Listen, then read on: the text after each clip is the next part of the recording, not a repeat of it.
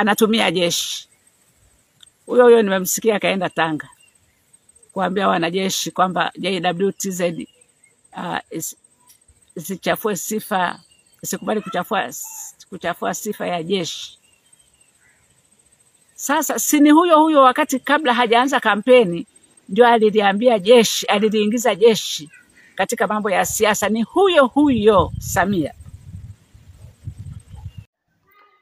Kutokana na hali halisi nchini Tanzania ambapo wananchi wanazidi kupata tabu katika kujieleza ama pia katika kupata huduma za serikali,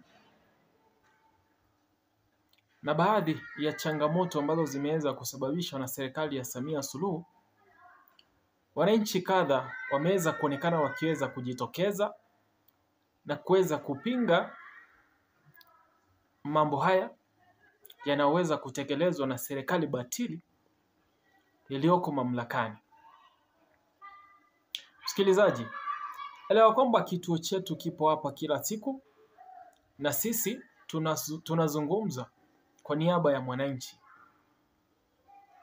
Tupo hapa kwa kuhakikisha kwamba mwananchi anapata kutaarifika na anapata kupata taarifa zinazomhusu, mbaya au nzuri, lakini taarifa hizo ziweze kufika kwako msikilizaji.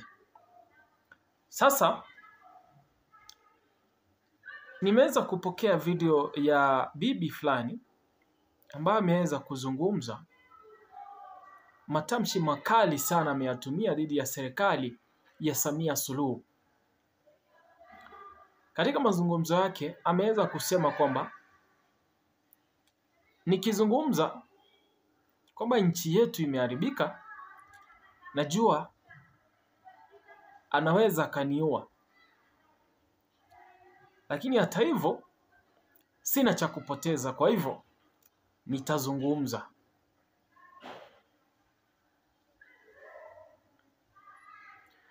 Bibi huyu ameendelea akasema hivi: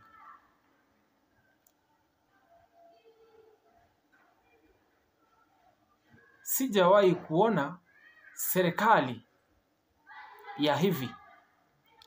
Tumekuwepo na viongozi walioitawala Tanzania, hawakuweza kuitawala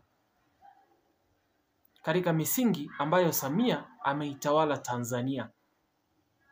Samia ameifanya Tanzania ni kama nyumba yake. Kwa mfano, aliwashirikisha wanajeshi wa JWTZ kwa siasa, na haijawahi kutokea katika uongozi ama katika historia ya Tanzania kwamba jeshi la kuwalinda wananchi na mali zao linaweza kushirikishwa katika masuala ya siasa ama katika shughuli za kuweza kudhibiti waandamanaji na kuweza kuhakikisha kwamba mambo hayo hayafanyiki. Elewa kwamba msikilizaji, JWTZ ni kitengo cha jeshi ambacho kazi yake mahususi ni kuhakikisha kwamba pana usalama kwa umma, lakini pia wanaweza kulinda mali ya umma. Kwa hivyo kazi ya jeshi hili sio ya kujihusisha na masuala ya kisiasa, na haijawahi kutokea katika viongozi walioweza kutangulia nchini Tanzania kwamba jeshi hili limeweza kuwekwa ama limeweza kuhusishwa na masuala ya siasa. Lakini msikilizaji, tumeweza kuona nini katika serikali ya Samia Suluhu? Aliweza kuchukua vitengo vyote vya jeshi na polisi wote akawaleta katika mikoa mikuu ama miji mikuu nchini Tanzania, waweze kupiga doria kuweza kuhakikisha kwamba hamna Mtanzania aliyeweza kutokea katika kushiriki maandamano,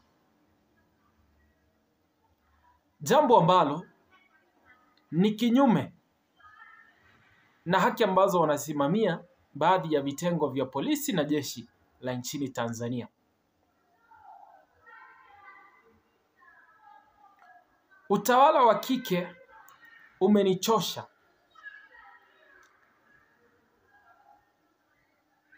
Msikilizaji, bibi huyu amesema kwamba serikali ya Samia Suluhu inaongoza kwa vitisho, na kwa hivyo utawala wa kike umemchosha, ati hamna cha nywinywinywi, kwa sababu walikuwa ni wenye haki, waliowapenda watu wao, watu walifurahi.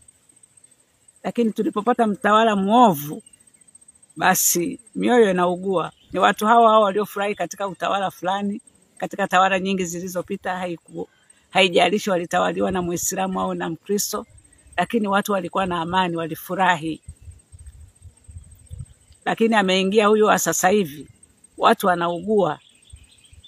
Maana ukikaa kwanza ni vijembe, hakikisha amechafua nchi, utamkuta huyo ndo anasema hapa hakutakuwa na cha nywinywi wala nywinywinywi, huyo. Sasa anamwambia nani maneno hayo hasa? Maneno ya kwenye kanga. Mtawala naye tawala kwa kupitia maneno ya kwenye kanga. Mimi nimefika mahali sitamani kabisa mtawala mwanamke. Amesha haribu maana halisi ya mtu kuwa mwanamke, kwa sababu vineno vya chini tu vingi vijembe havimpasi mtawala, vijembe havimpasi mtawala. Kwa hiyo watu wanaugua tu, anafanya mambo, halafu watu wakiwa hawapendi anatumia jeshi. Huyo nimemsikia kaenda Tanga kuambia wanajeshi kwamba JWTZ isichafue sifa, isikubali kuchafua sifa ya jeshi. Sasa sini huyo wakati kabla hajaanza kampeni ndio aliliingiza jeshi katika mambo ya siasa. Ni huyo Samia kwamba lijiandae. Tangu lini jeshi la wananchi wa Tanzania likajiandaa na mambo ya siasa au ulinzi wa ndani? Tangu lini? Ni yeye huyo, na tuliona katika kampeni zake helikopta za jeshi zikiruka juu. Alilishirikishaje jeshi kwenye kampeni zake? Alikuwa anatafuta nini? Lakini utakuta akisha chokonoa mambo, huyo sasa ndio analisikizisha jeshi kama mbwa kwamba kamateni waueni. Lakini ni huyo mchonganishi, ni huyo, yani kazi ni kuchonganisha tu jeshi na wananchi wao. Tumeona tawala mbalimbali katika nchi yetu, hajawa wa kwanza, lakini hatukuona wakishirikisha jeshi. Polisi walilinda raia na mali zao. Sana unachoweza kusema kuhusu polisi ni rushwa tu. Ni rushwa tu ndio inayotukera sisi kwa polisi. Ukipita hapa umeshaambiwa hiki mara hiki, umeshasingiziwa kesi na vitu kama hivi. Kama kweli anaweza kalitumia jeshi, kwa nini asilitumie kuwarudisha wale waliotekwa? Kwa nini asitumie hayo mamlaka ya kujiita kwamba amiri jeshi mkuu kwa kipi anachokifanya, kwa kugonganisha vichwa wananchi wake? Ndio amiri jeshi mkuu anaofanya kwa kusema hakuna cha nywinywi wala nywinywi. Ndio amiri jeshi mkuu huyo hafai, kwa sababu huyo ndio mchokonozi, huyo ndio mwenye kulitumia tena jeshi. Msikubali wakati yeye ndio mwenye kulitumia. Tangu lini jeshi liliingia kwenye mambo ya siasa isipokuwa katika utawala wake? Akishajua kwamba amekwisha fanya uharibifu, basi anaingia akijiita yeye ndio amiri jeshi mkuu ili wapate kumtii. Na wao wakishaambiwa shika, kamata, wanatii tu. Hawezi hata kuangalia kwamba ni nini wanachoamriwa kufanya. Yaani mpaka jeshi linakuwa halina heshima, iwayo yoyote. Samia ameharibu sana nchi hii, ameharibu. Huyo alipokwisha kuwachokoza wananchi, akajifanya kuwaita wazee wa Dar es Salaam. Kama wazee ndio wale waliokuwa na kupigia makofi kwenye ule ukumbi, mimi sitamani kuwa mzee wa jinsi hiyo. Yaani kila kitu unachosema ni makofi tu unapigiwa. Upumbavu aseme ni makofi tu yanapigwa. Niliona wachache sana, mmoja au wawili au watatu niliowaona ambao ndio hawakupiga makofi, kuonyesha kwamba hawakutaka kabisa kile kitu. Sikuona wa nyuma, kwa sababu huwezi ukaona kila kitu kwa sababu unaona kwenye mtandao. Lakini huyo ndio mwenye kuchonganisha wananchi, na huyo ndio mwenye kutoa amri kusema wananchi wanaleta vurugu, lakini yeye ndio mvurugaji mkubwa wa kwanza kabisa kuvuruga nchi ni Samia. ndio mvurugaji mkubwa. Akishamaliza kuvuruga sasa anaingiza polisi, anaingiza jeshi, atawaita wazee, ni kama anashika huku na huku kuwagonganisha vichwa, na sisi tusivyo na ufahamu tunaona tu kwamba rais ameongea. Swala sio kuangalia kama rais ameongea, swala ni kuangalia ameongea nini na anafanya nini. Hilo ndio la muhimu. Anafanya nini na anaongea nini. Lakini anatuvuruga tu.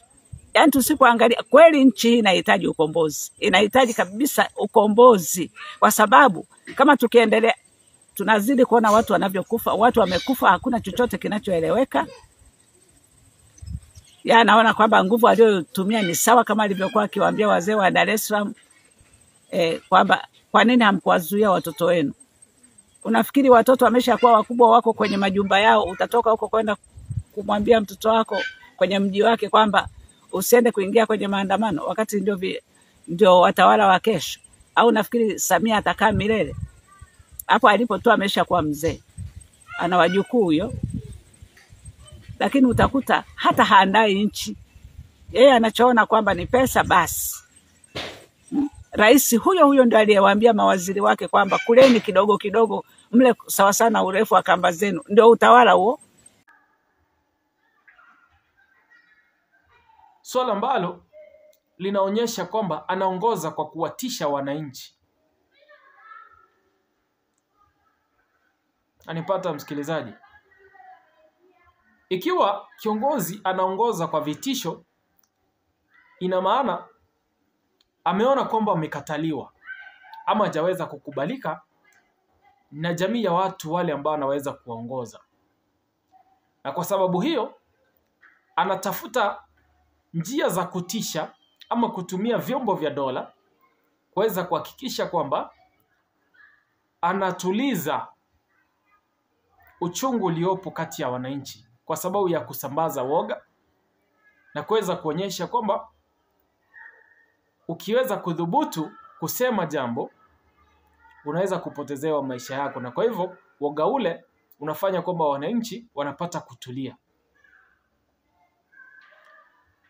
Jeshi limepoteza heshima.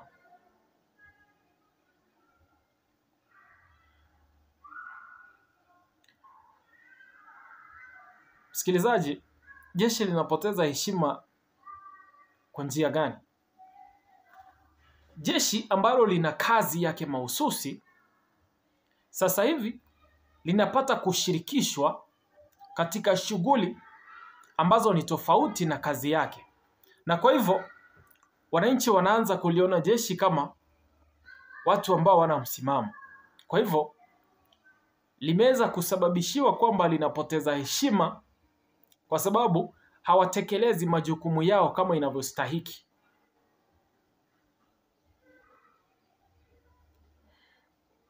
Bibi huyu ameweza kusema kwamba nchi yetu hii inahitaji ukombozi. Tunaona watu wakifa tu. Unauliza kwa nini? Okay, tunaona watu wakifa tu. Ukiuliza, unaulizwa kwa nini haukuwazuia watoto wako wasitoke. Sasa msikilizaji, katika misingi ya demokrasia, kila mtu ameruhusiwa kufanya kile ambacho anahisi ni bora kukifanya. Na polisi wapo kwa ajili ya kuweza kuhakikisha kwamba watu hawa wako salama na mali yao pia yako salama. Lakini sasa serikali inauliza kwa nini mmeweza kuruhusu kutoka nje. Kwa hivyo inamaanisha ni marufuku kutoka nje. Amewaambia waziri wake wakule kidogo kidogo kwa urefu wa kamba zao. Ndio uongozi gani huo? Sasa mawaziri walioko serikalini wameambiwa kwamba wakule kidogo kidogo kwa urefu wa kamba zao. Inamaanisha serikali hii, msikilizaji, haina haja ama haijihusishi kikamilifu na masuala ya wananchi, bali katika masuala ya kujinufaisha wenyewe binafsi. Watu wanaugua. Umechafua nchi na sasa unatutishia kwa kutumia maneno ya kwenye kanga. Hadi maneno, msikilizaji, ya bibi huyu ambaye ameweza kuzungumza. Ameweza kusema kwamba Samia ameichafua nchi na sasa anaweza kuongoza nchi hiyo kwa vitisho. Hebu tupate kuangalia kanda hii, msikilizaji. Lakini pia achilia maoni yako kwenye comment section. Hakikisha unapiga subscription. Tuzidi kufahamishana, tuzidi kuongea.